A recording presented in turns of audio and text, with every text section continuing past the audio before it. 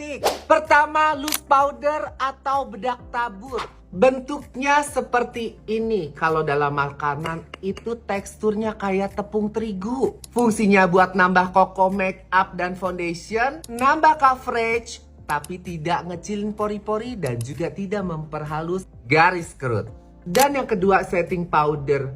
Teksturnya itu mirip banget sama tepung maizena. Licin-licin halus gitu. Dan setting powder itu tidak ngasih coverage, tidak begitu menahan minyak, tapi menghilangkan kilap minyak dan juga membuat pori-pori halus dan juga garis kerut makin tersamarkan. Beda dong sama yang ini.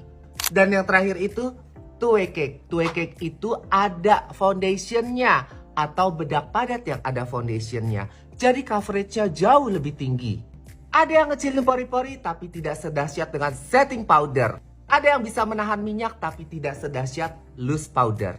Keunggulannya coveragenya itu tinggi. Dan karena dia ada foundationnya, kalau kena air atau setting spray dia ngeblend lebih sempurna. Dan buat yang pakai Two-Way Cake, sponnya jangan dibasahin ya. Itu zaman dulu banget. Karena dengan spon yang basah atau lembab, kalau kamu simpan sponnya akan menumbuhkan mikroba, jamur, ataupun bakteri di dalamnya yang bikin muka kamu jadi rusak. Jadi mendingan semprotin mukanya dengan air ataupun face mist ataupun setting spray. Jadi spon tetap kering.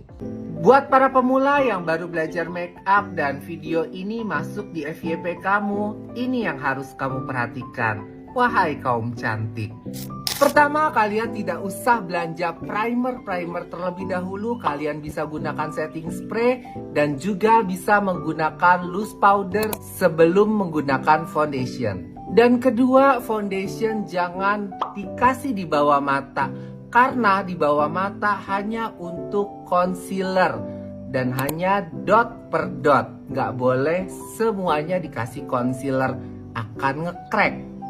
Ketiga, untuk alis. Ingat, alis itu kembar. Biarpun kembar, sifatnya beda. Jadi beda dikit nggak masalah. Dan fokusin di bagian bawah alis. Jangan sampai atas, hanya bagian bawah alisnya.